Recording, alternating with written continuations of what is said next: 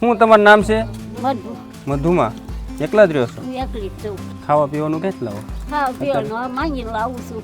બધા ગામના દઈ જાય છે. આ ઘર તમારું છે? આ મારું ઓડી છે બાપા. લાઈટ છે કે નહીં? લાઈટ આમને કોકને ઘેરે લઉં છું.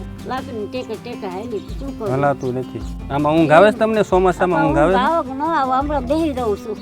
આમાં કેવી રીતે ઊંઘ આવે? હું કરું બાપા કયો તમે અત્યારે હાથે રાંધી દેખો છો ને? રોટલા ને એવું બને? લાંબો પગ રાખી રાંધું આમ ન દેવાય. તો આ દુખા મળે છે. એક પગ લાંબો રાખીને રાંધો તો થાય. એક લાંબો ચૂલો ક્યાં રાખો છો? અંદર? હમણાં ઘેરે ઠીક. આમાં ઘર જીવો ને ના હું વહી જાઉં છું ના રાંધું છું. આ કઈ રાંધાય નહીં. આમાં વરસાદમાં અંદર પાણી નથી આ આવતું? પાણી પડે તો જો ને આજે અમે કાઢ્યું પાણી બધું કાલ તો સુકાઈ ગયું. આમાં બહુ પવન આવ્યો હોય, વરસાદ આવ્યો હોય તો કેમ આમાં બેહાડ? આ ઈ જ જવાનું હું બેસી રહું છું. પંખી તો જો હાવ નીચે. આમાં આપણે હરખા ઊભા નથી રહી શકતા. અને આમાં ખાટલો તમે કેવી રીતે રાખો? આટલું તેલ છે.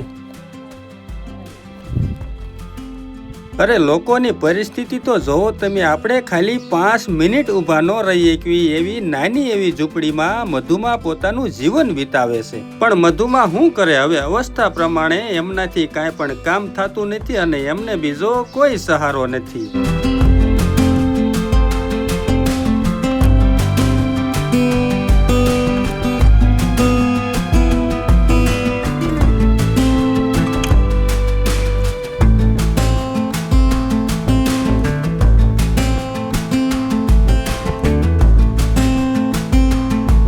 તો મિત્રો અત્યારે અમે ગામ પાણમીમાં આવ્યા છે અને મધુમાં છે જે હાવ એકલા રહે છે, બીજું કોઈ નથી. અને એમની ઘરની પરિસ્થિતિ તમે જોવો. અત્યારે ચોમાસામાં તો આમાં અંદર રહે ન હોય કે પંખો હાવ નીચે તમે ઊભા ન થાય કોઈ એવી રીતની રૂમ છે. આમાં કંઈક જીવજંતુ હોય તો ખબર ન પડે એવી રીતે મધુમાં રહે છે અને ખૂબ ખરાબ પરિસ્થિતિ છે. કમાવાવાળું કોઈ નથી. ખાવા પીવાનું ગામ લોકો આપી જાય છે. આમ તો હમણાં નિત્ય કાલ માંગવા ગઈ હતી એટલે રૂખા રોટલા ગીરા હતા. ખોટી માગી માગીને ખાવું છું. માંગી ખાઉં છું. કાંઈ વાંધો નહીં. આટલી વસ્તુ તમારે એકલા છે એટલે 2 મહિના વહી જશે. અને આ વસ્તુ છે ને અમને બીજા આપે ને અમે તમને દેવહાટું આવી છે.